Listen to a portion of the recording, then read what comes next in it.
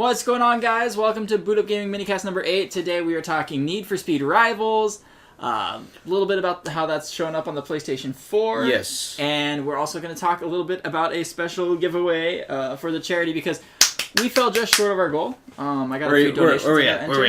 Let's see what we're at. We're probably at around like $830 or something. It's not bad. I have some donations I have to put in that I just received today from offline. So even though they're pretty cool. I'm seeing some of them right here. Like you can't see them, but they're not bad. So yeah, I mean, let's just start with that while we're talking about it. Talk about the giveaway. So I streamed for 25 hours straight, which was awesome. Some of you guys may or may not have watched. We'll talk a little bit about that. How did that go? It went pretty well. We had Jude, 26C, one of the writers at BootUpGaming.com, was here. He fell asleep. He couldn't last. He's like, yeah, I'm sorry.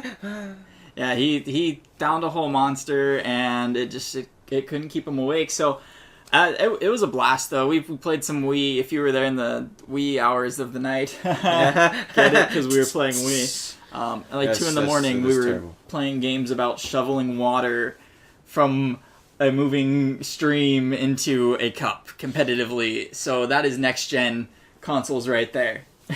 Games, man. It was kind of cool, though. The Wii U tablet being used as a stream of water. I don't know. But, yeah, no, it went really well. I played the whole time. Got a lot of good donations. Special shout out to Krahu. He shared it with his viewers on YouTube, and we got a whole bunch of viewers in the end, and it made it really easy at that point to stay awake. He joined me, and he did that last year, too. Last year, he joined in near the end, too, and we just partied through it. We have our 1v1 no-scope, quick-scoping battles now. When I'm going to go on the limb and say it's not fair, because I've been up for 25 hours straight. I can't concentrate. It's also not fair, because he's a lot better than me, so... But it's entertaining to watch, I'm sure. You know, he interacts with his viewers, and we strong-arm people into donating at the last minute. So this is, I know that this is at least year 2 that you've done this? My second year, yeah. Both of them for Chalk Hospital. I've now raised a total of over $1,000 for Chalk. I have beaten my last year.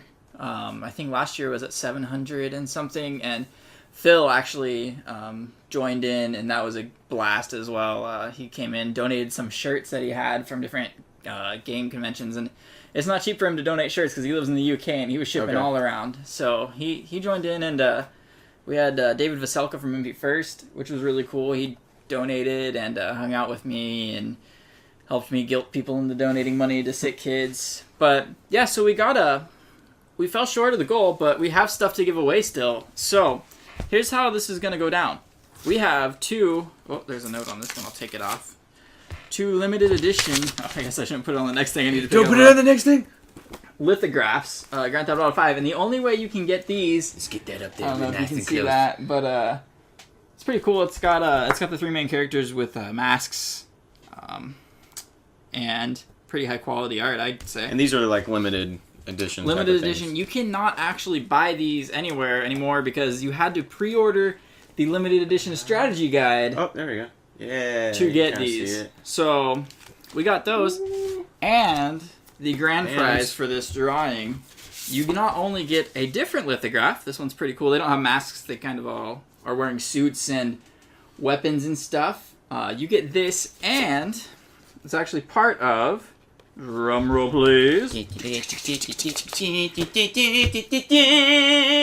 Grand Theft Auto 5 Limited Edition Strategy Guide by Brady Games. They saw that I fell short of my goal and decided that they wanted to help me reach my goals because they're supportive and awesome. So the way we're going to do this is we are going to basically, if you donate to the BootUpGaming charity, Extra Life charity at bit.ly/bootuphelps, or donate.bootupgaming.com, whichever is easier to remember for you when you're hearing this, and on YouTube I'll be sure to type it in for you.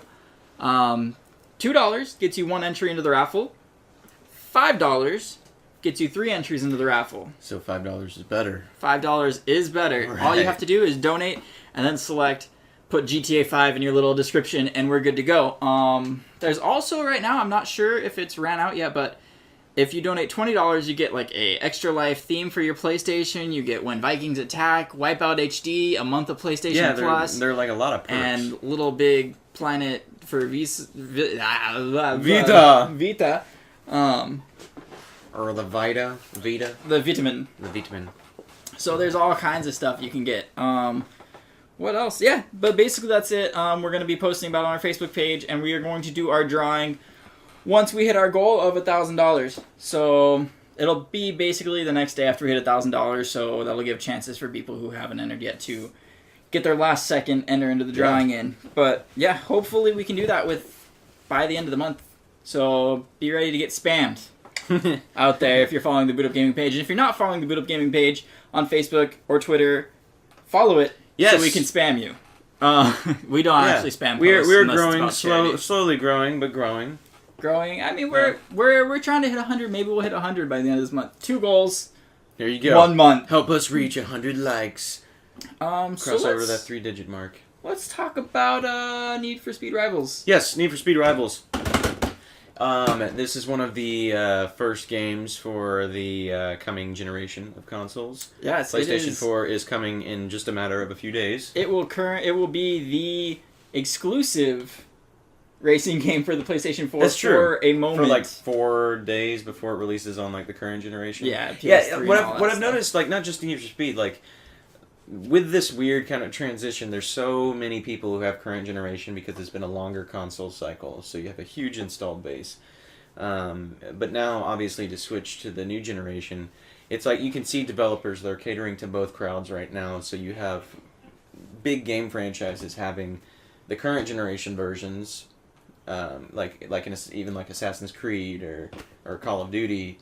But then you also have the next gen version that they're doing as well. So it's like they're trying to really get the best of both worlds. Which makes me kind of nervous because, the PlayStation 3 has the cell processor still, so you have to basically make a game for the PS3 to a certain extent. I mean, it can be ported.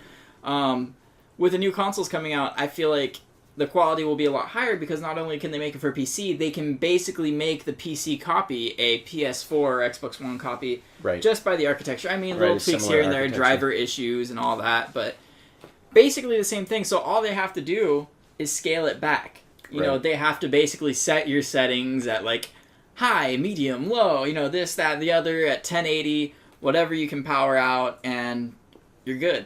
Yeah. So Need for Speed looks like it's really going to be good on the next gen consoles. I saw it at E3. It looked really good. It looked like it was animated. Yeah, I mean, and it definitely, like, I've seen video of it, like, it definitely looks pretty amazing as far as in motion, just the animation and just the detail of the environments.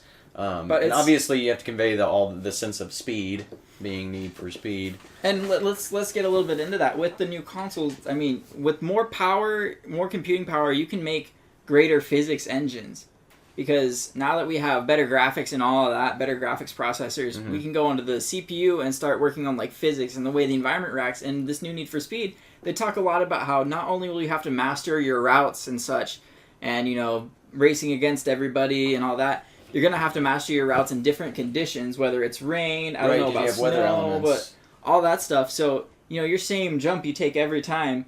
One of these times is probably going to be like a mud jump, and you're probably going to hit it, skid out. Don't go over the mud jump. Oh, you went over the mud jump. Sorry. Have to hit a car wash on the way back. And they seem to really be pushing like the leveling elements in this game.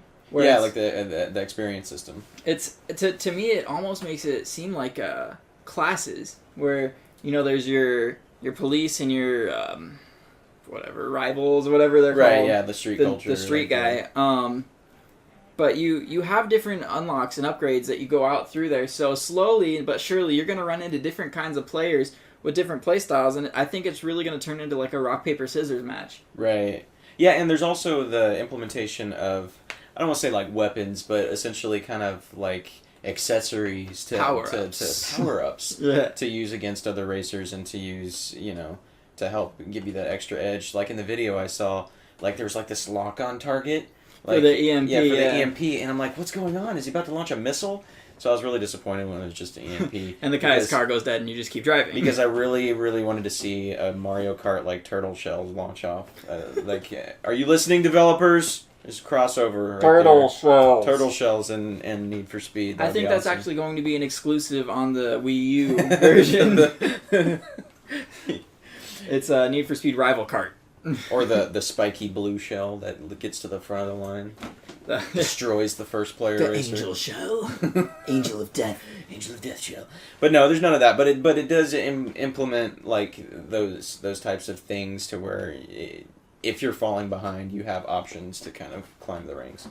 Yeah, and it's very interesting to see how they're class specific in a way where it's like you have the certain kind of like gritty upgrades for the street guys, and then you have the like standard police upgrades like a helicopter, spike strips, stuff like that for the police. And what I think is going to be the challenge for them, obviously, I think it'll be a solid game because EA generally produces solid stuff with Need for Speed, but at the same time, I feel like there's been so many Need for Speed games.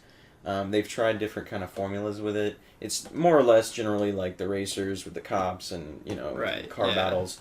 So what's going to be, I think, the trick is, you can only go so far with the prettier graphics and everything. It's like, is it going to be creatively implemented as far as new styles? And, I want to see the developers actually like kind of play with some new things. Branch out a little bit. Yeah, branch out and...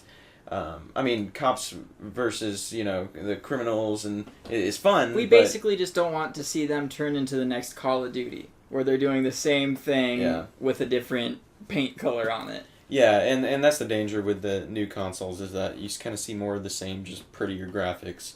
Which, prettier graphics are cool. I mean, they're an upgrade. They're an upgrade, but, people want more than... Because the new consoles cost a deal of money, so...